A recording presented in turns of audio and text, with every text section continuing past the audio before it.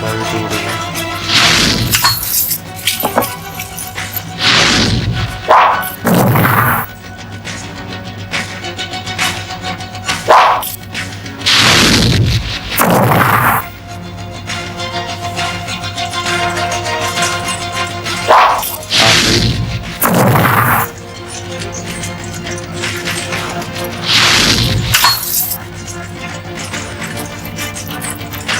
हर तरह के मतलब हथियार उस टाइम के लिहाज से।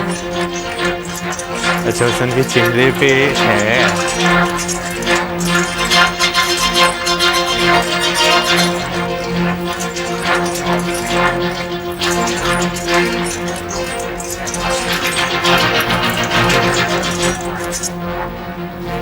भाग नहीं ना सकते। मुझे तो लगता है बीच में आएंगे। हो सकता है कोई तो आएगा। मुझे ना एक्चुअली भूल गया। तुम्हें दृश्य भी लग रहा है। अर्जुन हाँ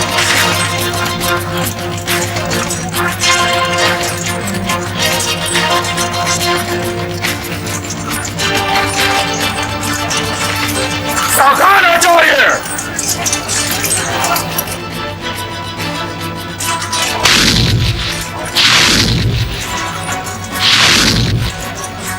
शाम हो गई।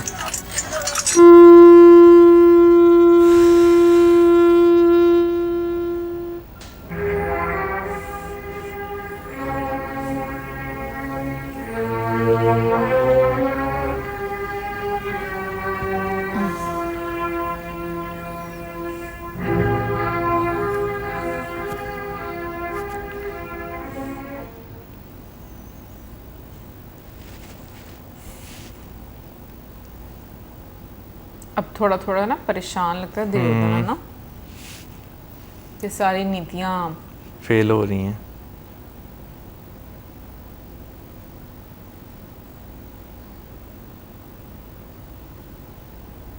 आए नहीं अभी तक है ना।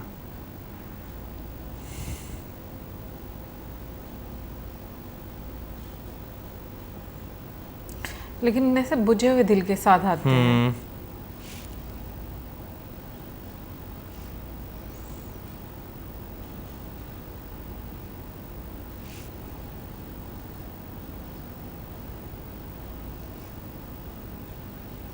खामोश। आवाज नहीं है, इतनी खामोशी नहीं है। खामोशी है। हे परशुराम शिष्य आचार्य, हे सर्वश्रेष्ठ हर टाइम धनुर्धर, टॉन्ट ही करते रहना।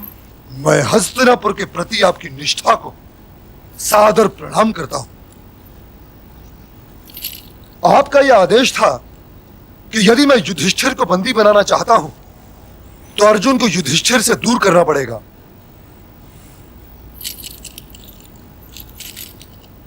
मैंने उसका प्रबंध किया गुरुदेव, और यह प्रबंध मुझे अपने सैकड़ों सैनिकों की बलि देकर करना पड़ा।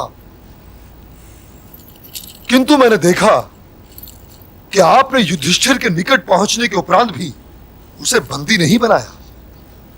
आप तो अपने प्रिय शिष्य अर्जुन की प्रतीक्षा करते रहे कि वो आए और युधिष्ठिर को बचा कर ले जाए। गुरुदेव, पितामह ने यह कहने का साहस तो किया कि वो इस युद्ध में पांडवों का वध नहीं करेंगे, किंतु आप तो वचन देकर बुरा फिर लग गया। मित्र दुर्योधन, नहीं मित्र, मैं जय या पराजय का प्रश्न नहीं उठा रहा हूं, किंतु मुझे यह जानने का अधिकार है कि हमारे प्रधान सेनापति जय या पराजय के विषय में क्या सोच रहे हैं। मैं अपने प्रधान सेनापति के कारण यह युद्ध हारना नहीं चाहता, कदापि हारना नहीं चाहता। जिस हस्तिनापुर ने आचार्य को आदर पूर्वक अपने हृदय में स्थान दिया है, उसी हस्तिनापुर को इनसे पूछने का अधिकार है कि ये क्या चाहते हैं। तुम ये न समझो मित्र कि मुझे अपने गुरु से ये पूछने में दुख नहीं हो रहा या लाज नहीं आ रही, किंतु मेरे लिए यह जानना आवश्यक है कि ये किसके पक्ष में है, दुर्योधन के या उन पांडवों के। हाँ। गुरु श्रेष्ठ, मैं आपसे ये पूछना चाहता हूं कि मैं आप पर विश्वास कर सकता हूं या नहीं। मेरे ख्याल में अब ये चक्र बनाएंगे। मैं तुम्हारे विश्वास का दास नहीं हूं दुर्योधन। रणभूमि और क्रीड़ा भवन में अंतर करना सीखो। युद्ध हमारे हाथ में है, किंतु युद्ध का परिणाम हमारे हाथ में नहीं है। दुखी यदि है। अर्जुन कुछ और दूर होता तो मैं युधिष्ठिर को बंदी बना चुका होता, किंतु युद्ध भूमि में इस शब्द किंतु का बड़ा महत्व होता है। अर्जुन को रणभूमि से हटा लो। मैं युधिष्ठिर को बंदी बनाकर तुम्हें सौंप दूंगा। कल मैं चक्रव्यूह की रचना करूंगा जिसे अर्जुन के अतिरिक्त कोई तोड़ ही नहीं सकता। ये वो है। गुप्तचर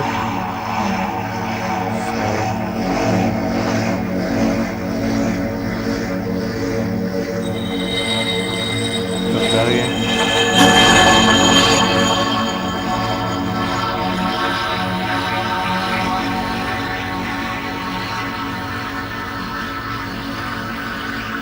तुम कहां जा रहे थे सैनिक? मैं महाराज युधिष्ठिर की सेवा में जा रहा था आचार्यवर।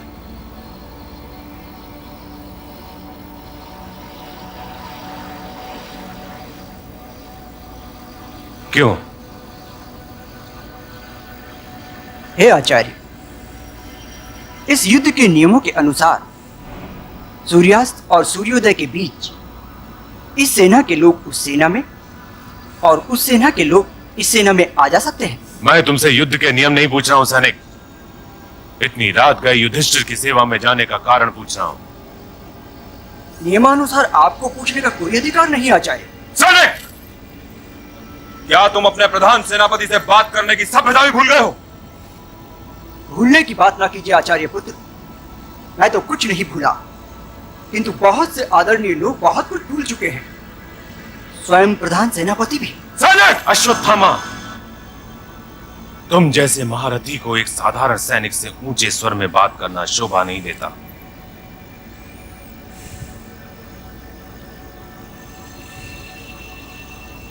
तुम क्या याद दिलाना चाहते थे सैनिक?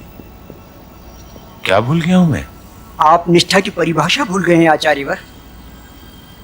आपकी निष्ठा हस्तिनापुर के प्रति होनी चाहिए थी, किंतु आपकी निष्ठा नरेश और युवराज के निहित स्वार्थ की सेवा तक सीमित होकर रह गई है। हे आचार्य, मैं महाराज युधिष्ठिर को यह समाचार देने जा रहा था कि कल का दिन कुंती पुत्र अर्जुन के लिए उनसे दूर जाने का नहीं है, क्योंकि कल आप चक्रव्यूह की रचना करने जा रहे हैं और उसका तोड़ उस शिविर में उस सर्वश्रेष्ठ धनुर्धर के अतिरिक्त और कोई नहीं जानता। हे आचार्य, मैं वहां अपने नागरिक कर्तव्य का पालन करने जा रहा था, और यदि आप हस्तिनापुर के शत्रु हैं तो मुझे अवश्य न जाने दीजिए। हे सैनिक, तुम्हारा साहस और हस्तिनापुर के प्रति तुम्हारी निष्ठा आदरणीय है, किंतु मैं इस सेना का प्रधान सेनापति हूं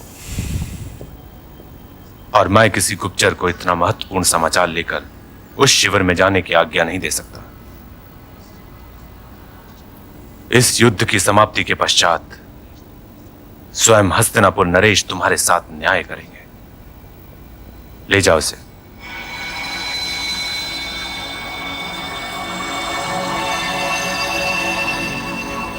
आपने उसे मृत्यु दंड क्यों नहीं दिया पिताश्री? वो अपने कर्तव्य का पालन कर रहा था पुत्र।